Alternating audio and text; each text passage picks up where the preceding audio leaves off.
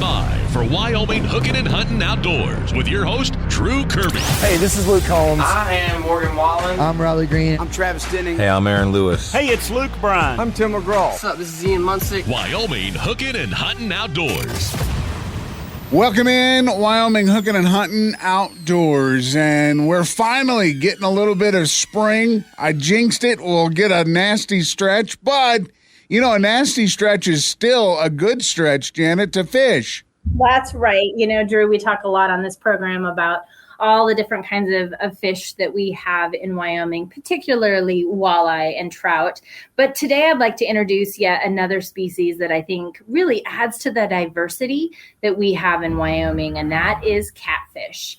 And the great thing about catfish is you can travel great distances to catch them, but you can also catch them right here in community fisheries just off of Outer Drive in Casper. You know, when I was growing up, catfishing was what we always did. You know, we might catch a sunfish or we might catch a bass or something like that, but catfish was our go-to. We had catfish in our creek, and my grandpa didn't even use a pullet sometimes. He would go logging and just shove his hand down a hole and pull one out. But you know, Drew, it does make sense that you would have a noodler in your family. I did not have a noodler in my family. So catfish are actually kind of a new species for me. I know we've had them for quite a chunk of time as well. But nope, I'm glad that you can share your family knowledge. And someone else who can share their knowledge with us that's here today is Nick Hoberg.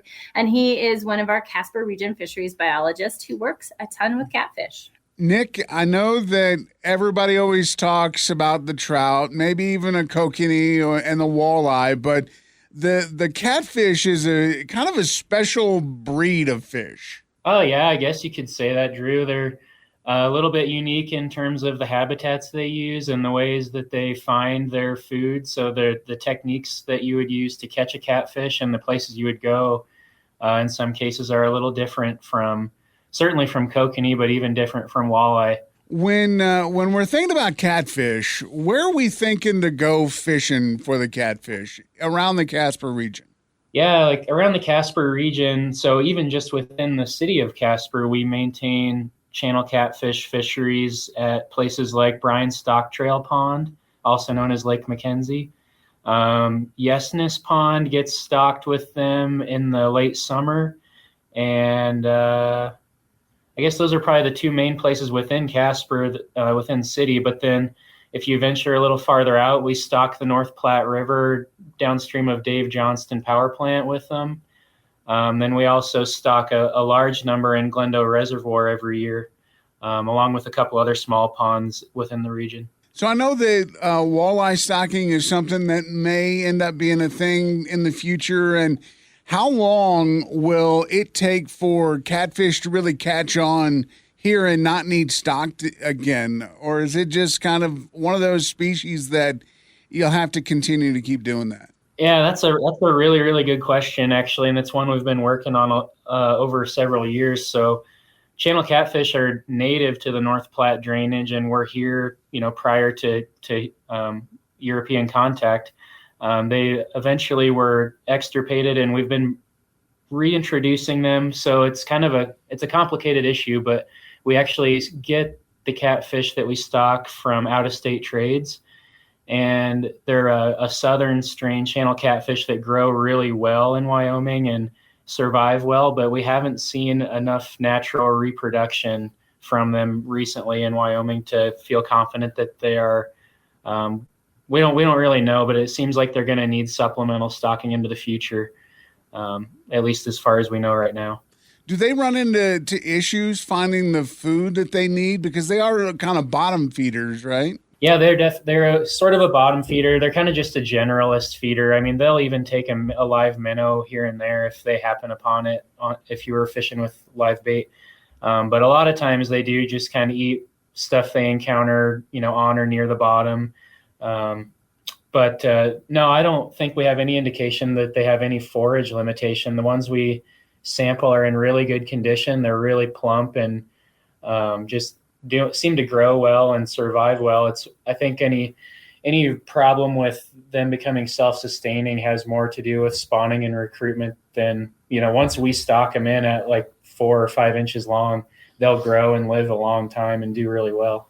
So Nick, you mentioned that they were native to the North Platte River. So what has changed in the North Platte River since they were native that might affect, the spawning and reproduction habitat? Yeah, well, a whole lot's changed. As I think a lot of people are aware, there were a period of time in the early 1900s that the North Platte was not a very friendly place for a fish to live. And I think a lot of that water quality issue and water quantity stuff led to them disappearing. But, now obviously we've done a lot to change the way the water temperature works in the river with our reservoirs. We've changed the physical habitat with, we don't have near the silt and sand in the river that we would have in the past. A lot of that's kind of washed out and it's a lot rockier than it used to be. But yeah, there's a lot of reasons, or a lot of possible explanations for why the spawning hasn't been, doesn't seem to be real successful, but we can't really point to exactly what it is. You had mentioned that, people may be out trying to catch walleye or in, say, Glendo and pull up a catfish because, well, they eat about anything, don't they? Yeah, that's exactly right. And I mean, even last spring, I was crappie fishing in Glendo with a live minnow under a bobber and caught 2 small catfish doing that. I mean, they just they'll eat live fish. They'll eat, things that are dead on the bottom that they encounter. So like in the spring, a lot of times we lose some fish to winter kill in Glendo, even if it's not like a big winter kill. And so those catfish go crazy picking up dead fish off the bottom of the river. And it can be either a really good time to catch fish or a really bad time. If it's a big winter kill, a lot of them seem to be pretty full and not biting as well. But on a more moderate winter, they're really active and ready to eat early in the spring. So when you're walking down the aisles of, let's say, Rocky Mountain Discount Sports, you go into the fishing section and there's one specific section that smells a little different. What is it? A little different. Good description. Yeah. There, What is it about the smell of, say, a stink bait or maybe an off smell that really attracts those catfish? Think about channel or catfish in general and the places that they live across North America. Like it's often more turbid water where it's like cloudy, not very clear, and they use their eyes a little bit, but they rely on their sense of smell way more to find food than their eyes. And so their whiskers are actually called barbels, and they are a sensory organ that basically, feeds into their sense of smell. And, when you put out anything that kind of smells a little bit rancid, or it's going to really stick out in that environment to a catfish that can detect it. And it just smells like something that is very different from whatever else they're smelling. And it usually piques their curiosity, I guess, is the intent there, and to kind of mimic something that's a little bit gross and dead that they might be interested in.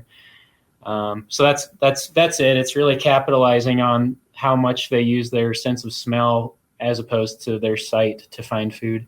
It was one of those things that I wish I would have got my grandpa's recipe way back in the day. And I don't know how he made it so rancid, but all I know is there was peanut butter, corn flakes, and a few other different ingredients that went into it. It looks so good you almost eat it until you smell it. Yeah, that sounds like some pretty choice ingredients. Yeah, there. I suspect there's parts of the country where everybody's grandpa has their own recipe that's the best, When I was a kid, a worm, you toss a worm out, and that's just something that simple. So really it can be fun to take a kid out and really break them in just fishing for catfish. Yeah, worms definitely work. And I mean, it can be that simple. In the river and in Glendo, you're often going to catch carp with worms. And then with carp being a non-game fish, you could actually cut the carp up into pieces and just put a piece of carp out on a hook, and catfish will eat that too. And just, you guys brought it up, and it's just a great time to remind folks that June 3rd is Free Fishing Day across the state. So you can follow all the rules and regulations that go along with fishing, but you can fish without a license with the exception of the reservation or Yellowstone National Park. But it's also the day that we get to have the Yes Nest Pond Kids Fishing Day. And we have tons of great sponsors, the Community Recreation Foundation, the North Platte Walleyes Unlimited. We all get together amongst lots of others and celebrate kids and fishing. And it's a great opportunity to come learn some of these techniques, try some of these, because we do have catfish in Yes Nest Pond. So while we might not have Drew, your grandpa's good stink, maybe we'll have the luck for some of those kids to catch a catfish. Nick, you had mentioned a little bit earlier that at a pond like Yes Nest Pond, it's not until late summer that it will be stocked. But at this point, are there still a number of catfish swimming around there? Yeah, there should still be some in there. They were stocked. I don't remember if it was last summer or the summer before, but I know last year at the free fishing day, several kids caught catfish at Yes Nest. When you're out catching these catfish, obviously we know that there are lots of regulations and you have limits. What's the limit when it comes to catching the catfish in, say, Glendo or even Yes Nest? Yeah, catfish are a really simple one. To my knowledge, the whole state is just 6 catfish. There's no size restriction or anything. It's just 6 catfish. So then you can have a catfish fry, and man, you're really in good shape then. Oh yeah, they're fantastic eating, especially, anything less than 18 or 20 inches would be really good eating. And they just get, not quite as good when they're super big, in my opinion. That's my opinion, but. Now, those size that would latch onto my grandfather's arm, I mean, I couldn't eat those. They just look nasty, but catfish in general, like you said, are really good eating if you get them at the right size and the right time. Yeah, and I mean, that's obviously a personal preference thing too, but I mean, for like a medium-sized channel catfish, I would put it up against a walleye any day, but I know a lot of people are laughing when I say that, but I genuinely feel that way. Well, Nick, what are you using when you're going out to catch catfish specifically? What kind of a rigging are you setting up for that? Just a regular simple catch? Yeah, I mean, it can be pretty simple. It's just any way to get your bait on the bottom and keep it on the bottom. In the river, sometimes you have to add or subtract weight to keep it in place. But there's a term that is called a Santee rig that you can Google if you wanted to see what it looks like. But it's not that complicated. It's kind of like a couple ounces of weight and then a leader below the weight with a hook and a piece of bait on it. So it just holds it down to the bottom. That's the main key. Are you fishing directly on the bottom, or are you trying to keep it up just a little bit off the bottom? I think either is fine, depending on your leader length. And if there's current, obviously it's going to lift your bait up a little bit. And I know some people will put a little float in between the sinker and the bait so that it does hold it like 2 or 3 inches off the bottom. It's like everything with fishing. Everybody has their own secret and their own way that they think is the best, but I have seen both. But generally, you're going to obviously want to be in pretty close proximity to the bottom, even if you have it, try to lift it up off the bottom a little. If you're fishing a place like Glendo, obviously Glendo gets pretty deep when you get, out in the middle. Are you fishing more a bank side or in the shallow areas more for catfish? Yeah, you can do some of both. Right now, the bank fishing is pretty popular. It seems like in the upstream end of the reservoir near Elkhorn Bay and all that.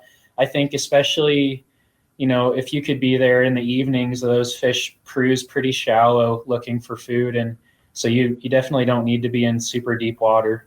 Well, and that was going to be my next question is the time of day. So an evening fish for catfish is perfect. I think generally speaking that's true, but I know you can catch them any time of the day, even in the middle of the day.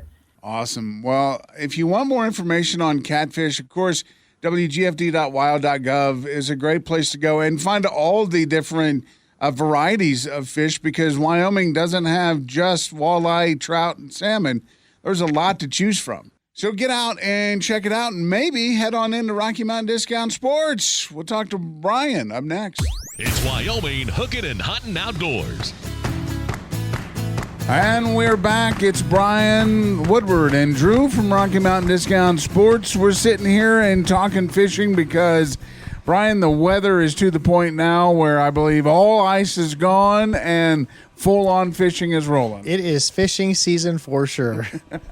And looking through the store, you guys are stocked up. You got everything that anybody needs for fishing. Yeah, guys are excited. Grab a pack of worms and maybe some minnows and head to the lake and just enjoy this nice weather while we've got it.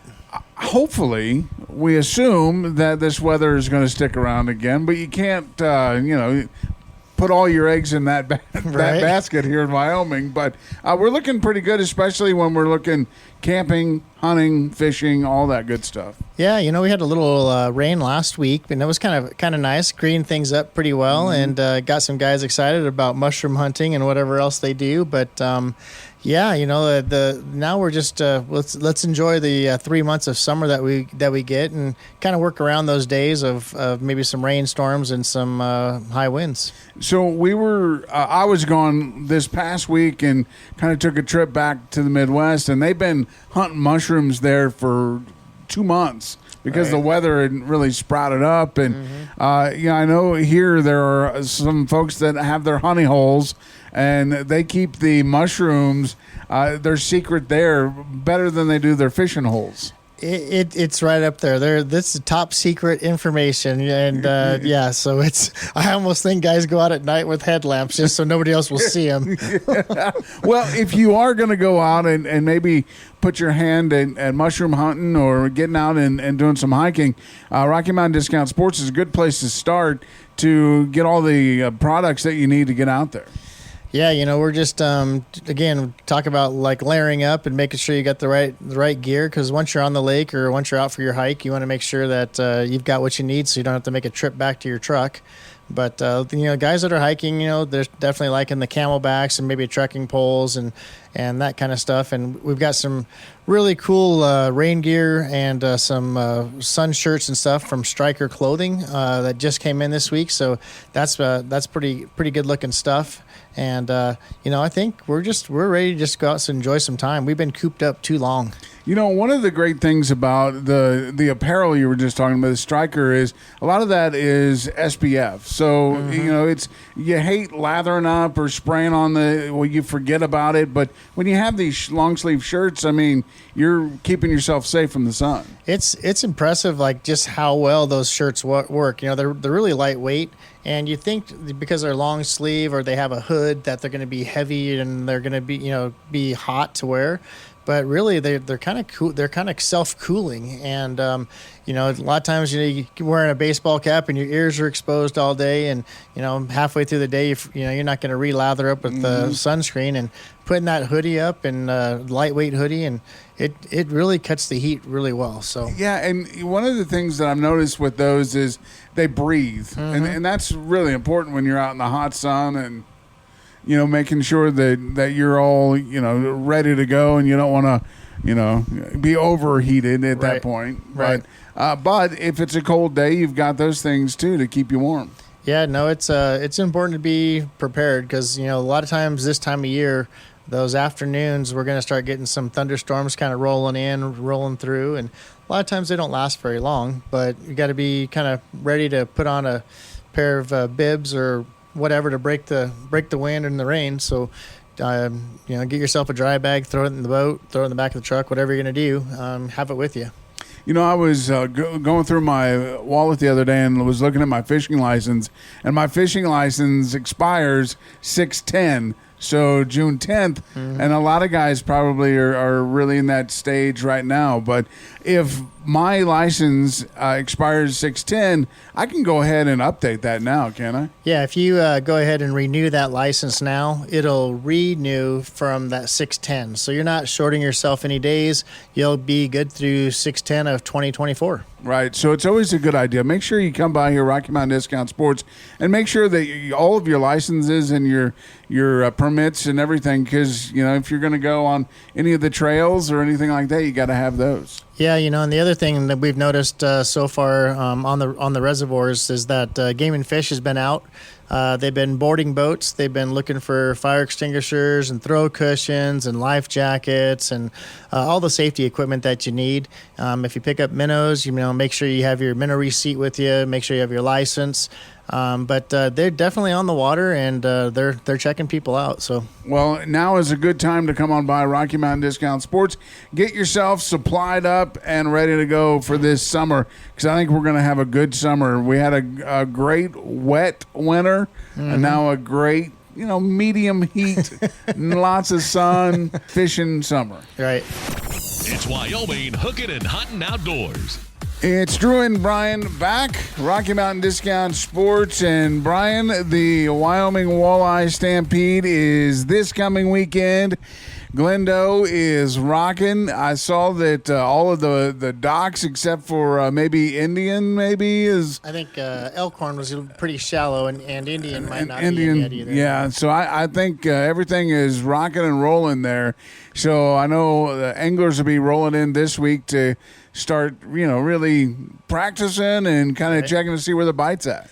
Yeah, we'll have quite a few guys that, we'll take 2 or 3 days ahead of time. So a lot of guys will start showing up, Wednesday, Thursday, pre-fishing, just getting camp set up, all that kind of stuff. And Glenda will be busy this next weekend. Now, are the entries closed, or do you still have a little time? No, we take entries all the way up till Wednesday night, so they can pick them up and drop them off here at Rocky Mountain Discount Sports, or they can probably, if they're in Casper, they can certainly get them in the mail. We'll get them the next day. But we've got plenty of room. The fishing, I think, is going to be phenomenal.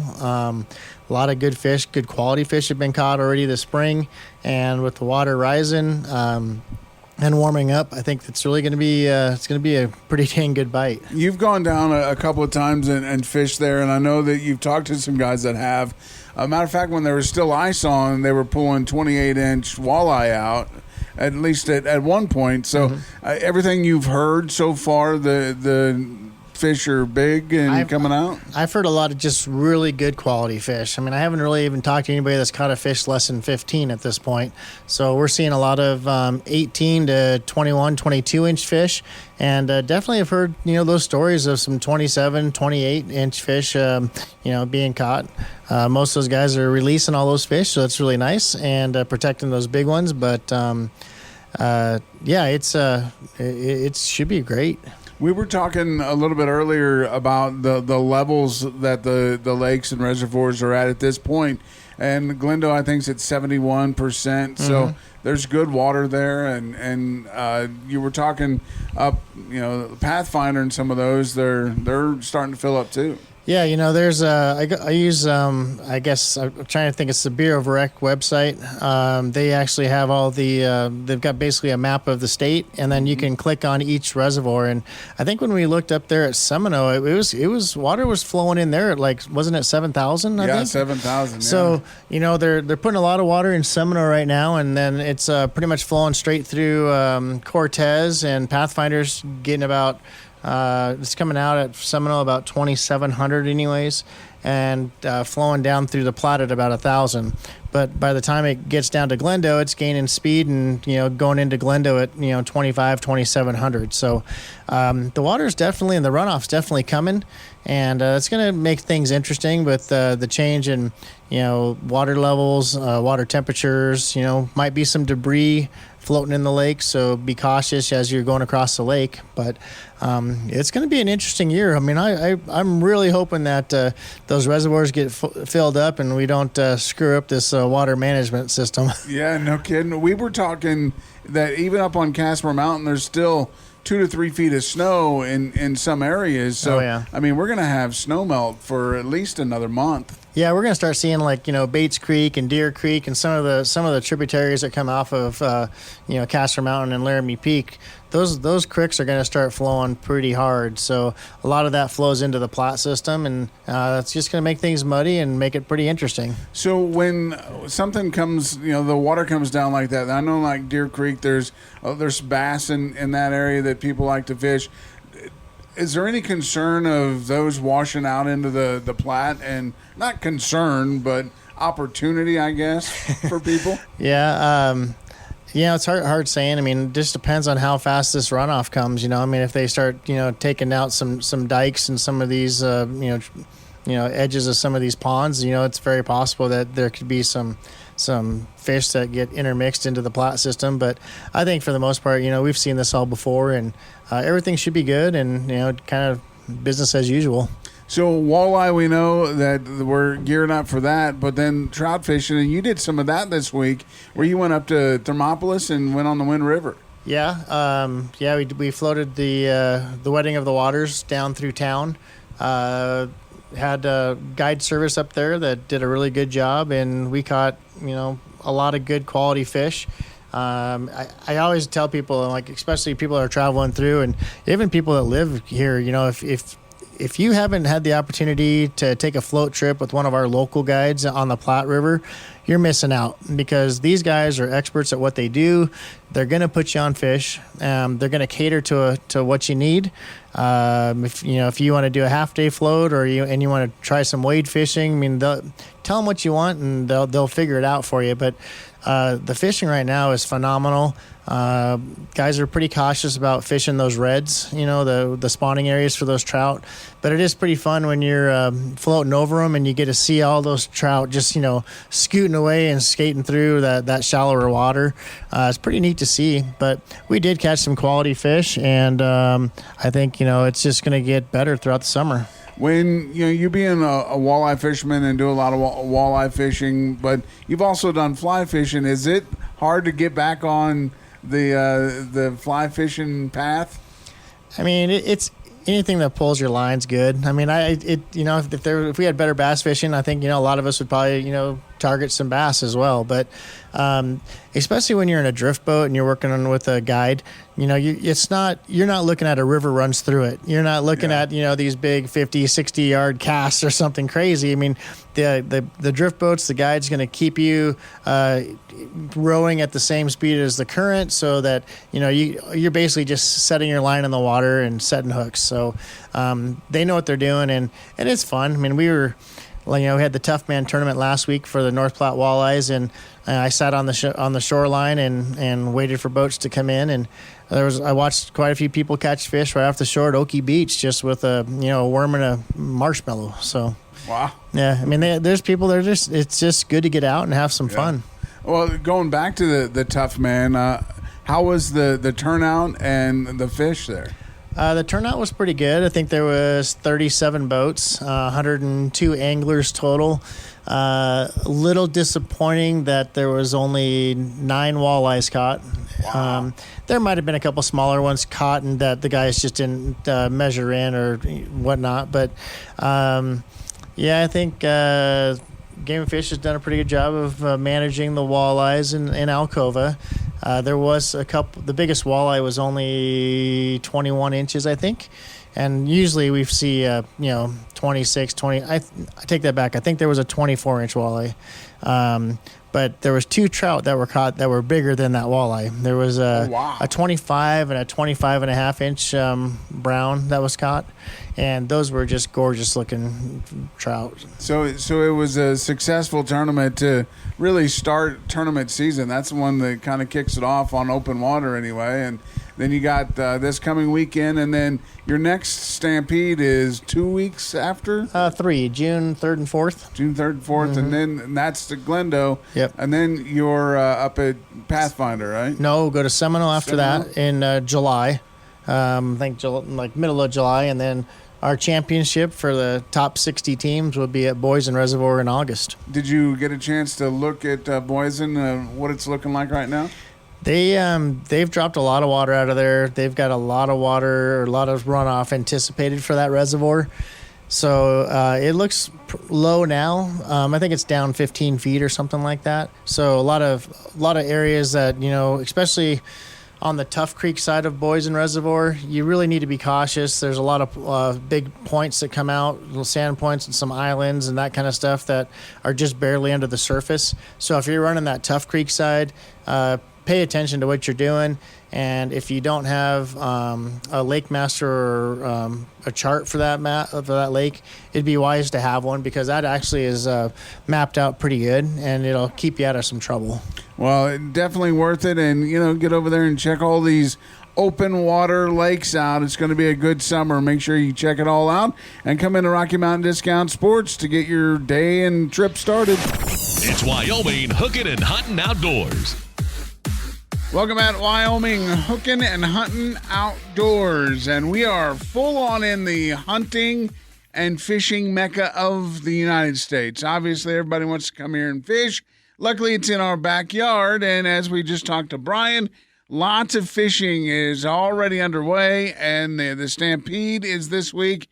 But just announced last week, the Walleye League is coming back, and Jay Fountain is with us today. And Jay, you got her all put together, and you finally got everything, all the permits and everything, and you're good to go. Received all the permits, I do believe Wednesday from the Game and Fish. It's 10 different ones for 10 different days, 10 different weeks. I was going to ask if you just got one for the whole 2 months, or if it was just like that, one per week. It would be easier to get one big one, but because we're alternating between Alcova and Pathfinder, it's got to be separate. So, and you did that last year too, where 1 week you're at Pathfinder, 1 week you're at Alcova. And how'd that go last year? I mean, did you have pretty good results with that? Yeah, a lot less results at Alcova. It's still a good fishery. There's some really good quality fish in there, just a little bit harder. It makes it a challenge for the fishermen. I went out there with you one time last year, and I don't even know that we even got a nibble at one point. It was pretty late fishing out there and trying to stay away from where the other anglers are at, let them compete versus just going out there leisurely fishing. It's a little bit different. When you're fishing evening like we did, because it's 5 to 8 is pretty much the run of your league night, right? Yeah, check-in's at 4. It starts at 4. We launch at 5, and then end of night check-in is at 9 p.m. Is it usually that tough at Alcova that time of day? For walleye, that's a really good time. Really good time. In the late evening when the sun's going down is a really good walleye bite. Last year you had quite a few people that were there every week, and did you get a lot of feedback on how it went last year? Well, last year it brought a whole group of new people out as well, but they all built some really good camaraderie. They really had a lot of fun, especially the kids. That's the main thing that I try to worry about, is everybody just has fun and enjoys it instead of it always being a hardcore competition. This is a family-oriented deal. You build friendships. Everybody has fun, gets along. It's pretty nice. The kids part of it is one of the things that you're really into. You want to make sure that the next generation of anglers are out there and they get started. So you even have kids divisions with a lot of this. Yep. We've got everybody that is 13 and under. They have their own separate category because they're not considered a licensed fisherman. So 14 to however old, as long as you got a fishing license, you're fishing with the adults. How many kids can be on the boat? As many as your boat is allowed to have. Okay, and they can all fish? And they can all fish, and they'll be all entered into their own category. And I got to give a really big shout out for this, too, because Wagner's is helping out a lot on this part of it, just like they did last year, too. The sponsorship for the kids, a big one, comes from Wagner's. If you guys want, get in there and check them out. I know that they've got a shooting sale going on, really good bait over there, some really good tackle. The Walleye League is going throughout the summer. How long are you doing it for, Jay? Starting May 31st on a Wednesday, and then it'll end, the last night is August 9th on a Wednesday, and that one will be at Pathfinder. Right now we're tossing around the idea of maybe doing a championship after that for the top 10 teams. I got asked about it last year, and I was kind of just thrown into it last year, so I wasn't prepared for every single thing, So this year is a lot better. I had a lot more time to put some stuff together, pick up some pretty good sponsors. And last year was the first year in 5 years that you didn't fish in the Walleye League. Was there things that over the prior years that you picked up that you're like, wow, I wish we did it like this, and then you were able to implement it? One, and that's the thing, that's how I was doing all of this, especially with last year. It really helped to put all my ideas into perspective and and how I should go about certain things and do certain things. But the thing that I learned the most is how to be patient with certain things. Yeah.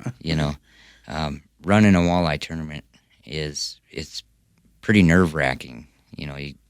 Especially doing it last year. I did it all by myself. I mean, I had my kids helping me and stuff, but crunching all the numbers quickly at the end of the night, figuring out the winners and all that kind of stuff. There's different ways going about it that I've learned from the years of being able to do this now. So after having 1 year under your belt, did you change anything from last year to this year? Yeah, there's a couple of things that did change. Some of the rules are going to get a little more strict on certain aspects. I got a new computer program, so I can do faster weight crunches or length crunches at the end of the night. We're going to add biggest trash fish, carp or a sucker. Just so that the opportunity is there, no matter what you're catching, that you could be pulling out a win on something. Well, and then, last year there was a couple guys that hooked onto some really nice sticks too and reeled those in and even took pictures on the wayboard. So, are those going to count? No. They gotta be breathing fish. It has to be a fish. That's hilarious. Yes. We start this in just May 31st, the first week. Do you have to fish every week to be competitive in the league, or can you skip a week here or there? Well, how it's going to be determined at the end of the year for your overall and the end of the year standings is it's going to be based off of 5 weeks. So if somebody might work a week on, week off type thing, right, and they can only make 5 trips to Pathfinder or 5 trips to Alcova, as long as you make those 5 weeks, fish as hard as you can, and you do well, then you're still in the running for the top 10 at the end of the year.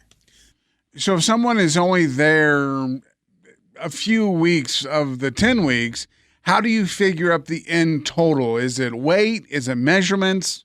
The way that we do it is when you measure the fish, we add all those inches up. So instead of doing the weight to length conversion, we're just doing it by the inches. So at the end of the year, last year, somebody had ended up with, 280 inches worth of fish caught.